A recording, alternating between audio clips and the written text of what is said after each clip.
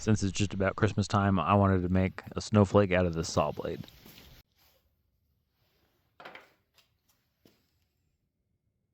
I'm using painter's tape so I can get a really tight fit. You could just use a marker and trace around it, but I thought the best thing to do would be to use some spray paint.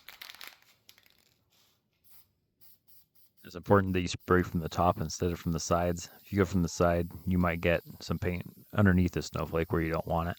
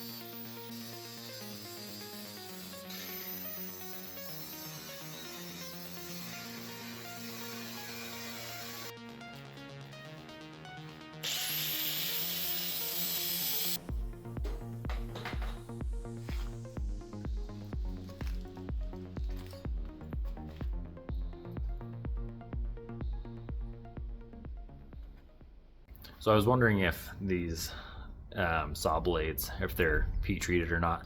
And when I was cutting through to cut out the snowflake, right here, right at the saw blades, these are the teeth. They're really hard, and then as soon as they get past there, my angle grinder went really fast. So I think they're just heat treated on the edges, and in the middle they keep it soft. So now I'll take a file and I'll go in between each of these and get it really clean, and then I'll start the heat treat.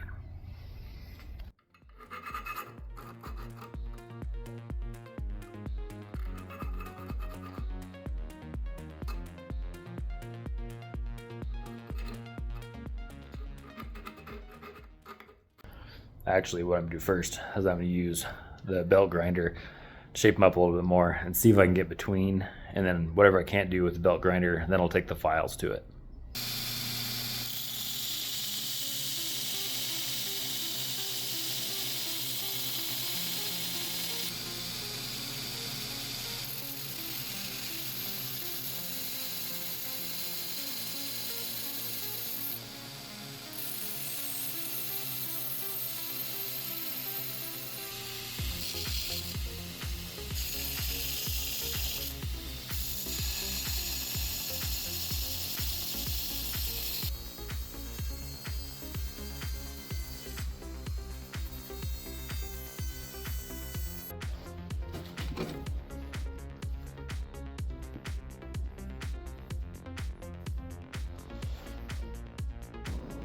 That extra piece of steel in my forge is what I use to preheat the oil. I have to get it to 130 degrees before I actually quench the knife I'm working on.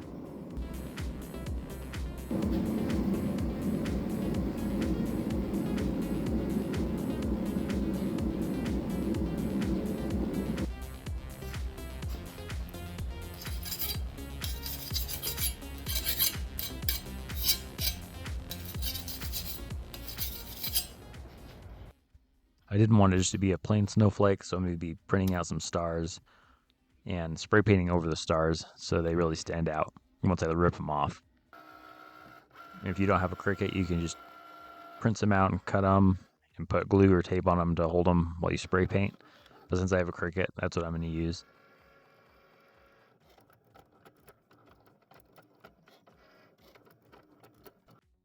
After the heat treatment, the snowflake is pretty dirty and I gotta clean it up, so I'm gonna be using my flap disc. Flap disc will put in scratches, but it shouldn't matter because I'm gonna be spray painting it. I don't think it's gonna show the scratches underneath the paint.